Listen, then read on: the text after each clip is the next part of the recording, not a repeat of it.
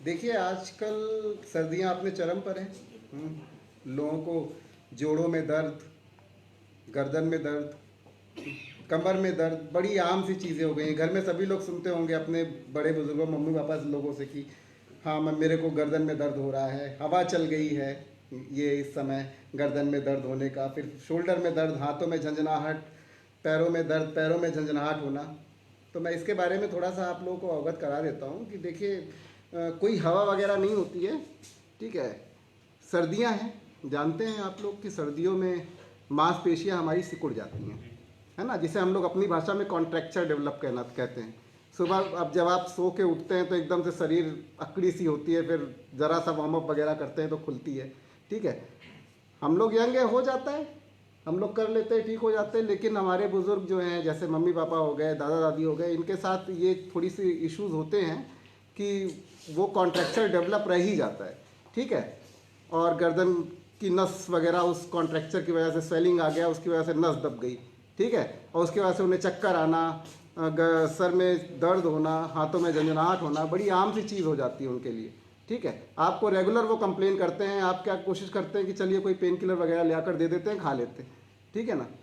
इस कंडीशन में लापरवाही नहीं करनी चाहिए बिल्कुल भी। हो सके तो अपने न्यूरोलॉजिस्ट जो डॉक्टर हैं उनको, ऑर्थोपेडिक्स या अपने किसी फिजियोथेरेपिस्ट जो भी हों, कहीं पर भी, मैं कहीं ये नहीं बोलता पर्टिकुलर मेरे पास है, कहीं भी फिजियोथेरेपिस्ट हों आप जाइए, उनसे कंसल्ट करिए, ठीक है।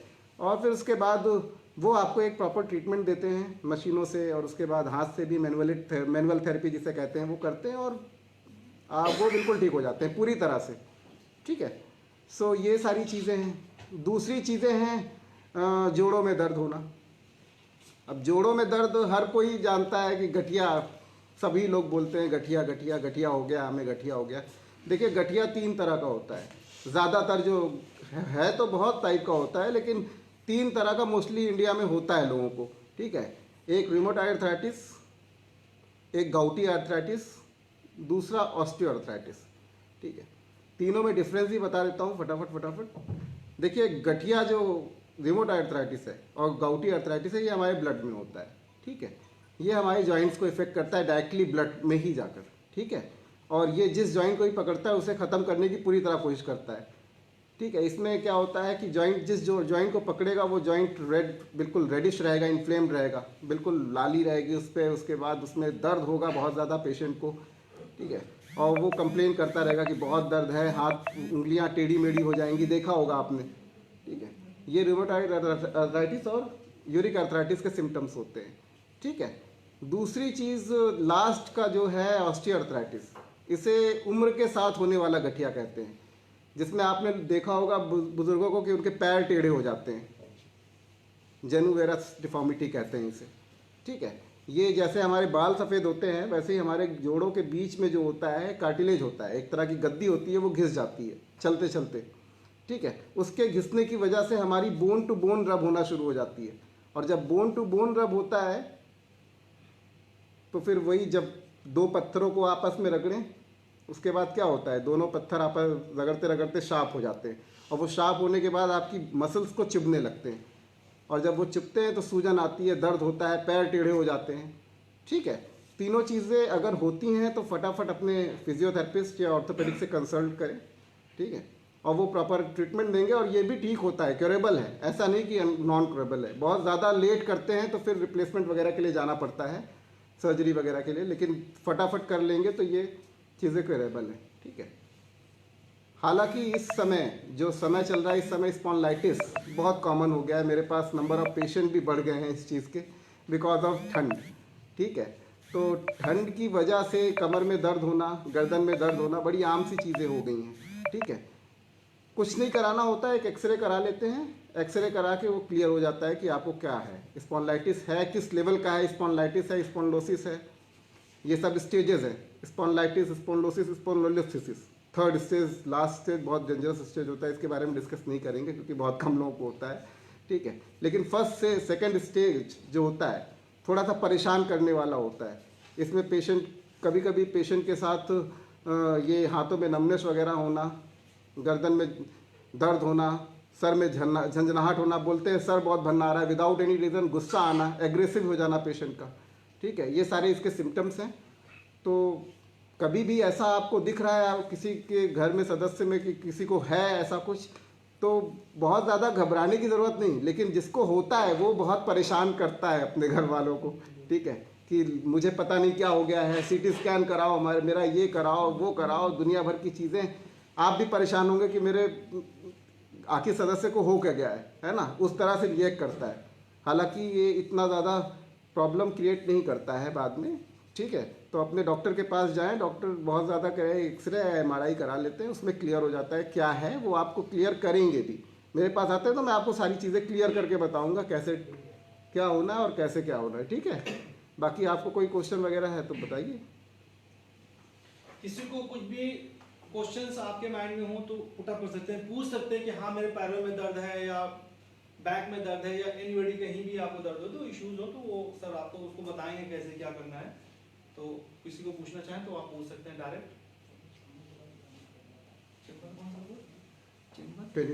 29 और यहाँ के बाद भी अगर बाद में मिलना चाहे तो 29 नंबर चेंबर है सर का, तो वहाँ पे भी कंसर्न कर सकते हैं, वहाँ पे भी आप सर से डायरेक्ट मिल सकते हैं, वो भी आपको बताएंगे। अगर किसी को भी अभी भी कोई भी माइंड में कोई भी क्वेश्चन पुट अप हो रहा हो तो किसी भी तरह का कोई कंफ्यूजन हो या कुछ हो ऐसा कुछ जिस चीज़ से आप सफ़र कर रहे हो तो आप मुझसे पूछ सकते हैं। बैठे बैठे हाँ yes yes very good. Wife है सर, उनके सर हाथ मतलब जब ठंडा पानी या बर्फ छूती है तो सर हाथ सुन्न हो जाते हैं और सर फूल जाते हैं। देखिए ये भी एक सिम्टम स्पॉन्डिलाइटिस का ही होता है। अब कभी उनसे पूछे कि आपको चक्कर वक्कर आते हैं कभी कभी, तो आपको बताएंगी हाँ आते हैं, ठीक है। उनके गर्दन के पीछे जिसे सर्वाइकल रीजन कहते हैं वहाँ पर हाथ रख के देखिएगा तो बिल्कुल टाइट होगा पत्थर की तरह, ठीक है। तो फिर अगर जो ऐसा आपको फील हो रहा है तो तुरंत मेरे पास लेकर आइए आप इनको, ठीक है।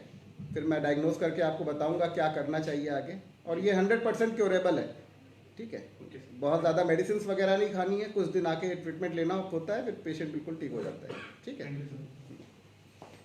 कोरोना में वर्क फ्रॉम होम बढ़ गया है, एक सेकंड, तो उसमें स्क्रीन टाइमिंग भी बढ़ गए हैं लोगों के, तो ऐसे में क्या आप कुछ एक्सरसाइज या कुछ सजेस्ट करिए कि बीच बीच में ब्रेक लें अपना लैपटॉप से मोबाइल से। यस मैम, बिल्कुल सही आप कह रहे हैं कि कोविड टाइम में लोगों के क्या अब होमवर्क बहुत ज़्यादा है कि जैसे कि लैपटॉप में बैठ के ऑफिस का काम करना, ठीक है। बच्चों के लिए तो बहुत ही ज़्यादा प्रॉब्लम है कि ऑनलाइन क्लासेस दो तीन घंटे तक वो क्लासेस लेते हैं। उस कंडीशन में पहली बात तो आप जिस चेयर का इस्तेमाल कर रहे हैं उस चेयर को आप देखकर बैठें कि वो कंफर्ट चेयर है कि नहीं आपके लिए, ठीक है। मूवेबल चेयर हो तो ज़्यादा बेहतर है बच्चों के लिए या आप जिस पे काम कर रहे हैं, ठीक है। उसके बाद जब भी आप कर रहे हैं ये सारी चीज़ें क्लासेस कर रहे हैं तो हर आधे घंटे के बीच में अपने आप सिंपल सा चीज़ है, जब आधे घंटे मान लीजिए बहुत ज़्यादा आधे घंटे के क्लासेस हो जाएं तो अपने बच्चों को या खुद आप ऐसे दोनों हाथों को जो जिस पे आप हाथ रखते हैं जिस चेयर पे उस चेयर पे दोनों हाथों को रखकर अपने आप को हमेशा स्ट्रेच करें ऐसे, ठीक है ना, 2 बार, ज़्यादा नहीं, ठीक है। गर्दन को हमेशा ये स्ट्रेच करें, हो सके तो पीछे हाथ लगा के पीछे की ओर पुश करें 5-5 बार कम से कम, जब आप आधे घंटे तक एक ही जगह पर बैठकर ऑनलाइन क्लासेस या लैपटॉप वगैरह पे काम कर रहे हैं दिन, ठीक है। हमेशा इस तरह से अपनी स्टेर्नोक्लेडोमास्टोइड मसल की ये जो जिसे सर्वाइकल मसल्स कहते हैं उसे आप हमेशा इस तरह से स्ट्रेच करें, ठीक है।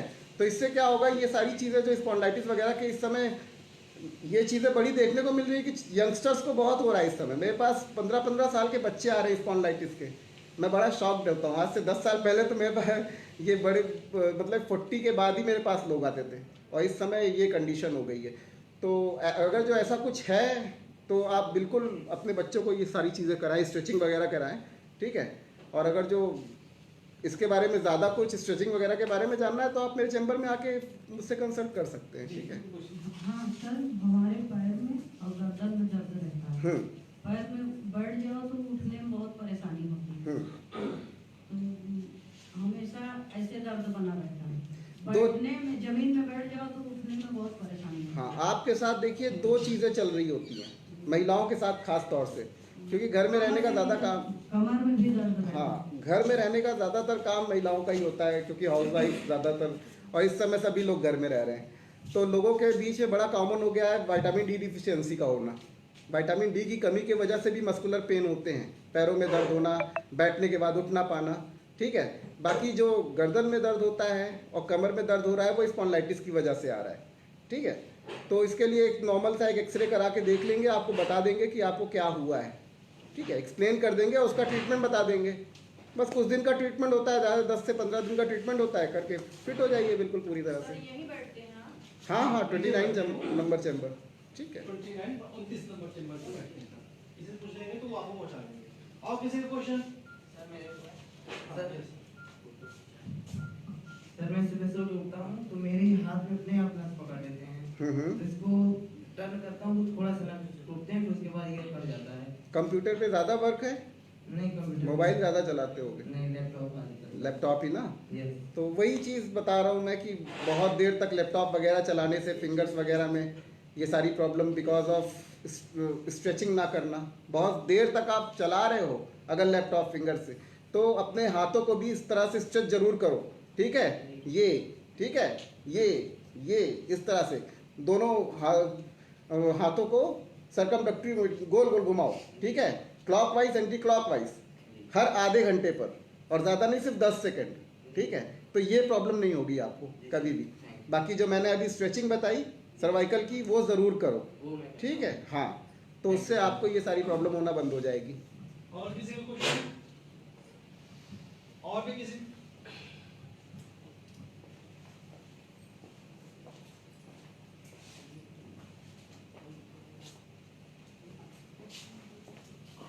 और भी कोई क्वेश्चन पूछना चाहता है?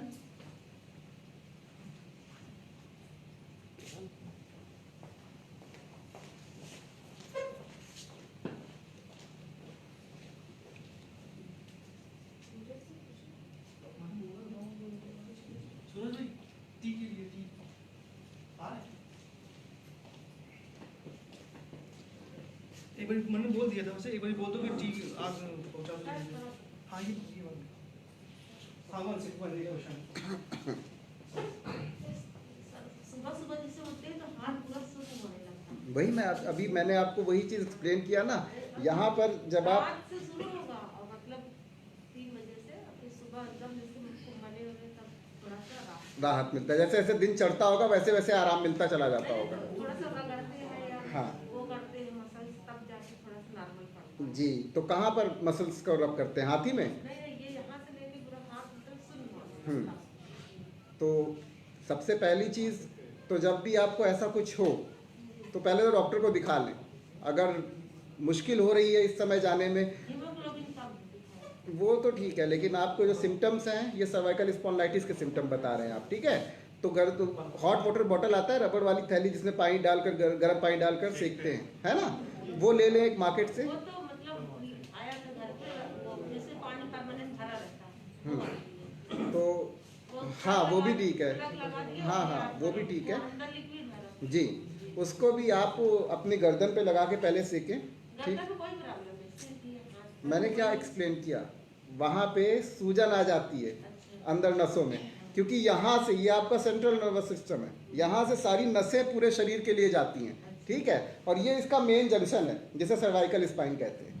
तो यहाँ पर सर्दियों की वजह से या कभी कोई पुरानी चोट वगैरह की वजह से सूजन आ जाती है नसों में। तो जब यहाँ सूजन आएगी तो आपका पूरा शरीर ही अफेक्टेड रहेगा, ठीक है। तो इसलिए गर्म पानी से सिकाई करें यहाँ पर, ठीक है। हाँ, और हाथों वगैरह की थोड़ी बहुत एक्सरसाइज करें जैसे मैंने बताई, आपको आराम मिलेगा, ठीक है। और भी किसी का क्वेश्चन कोई पूछना चाहता है?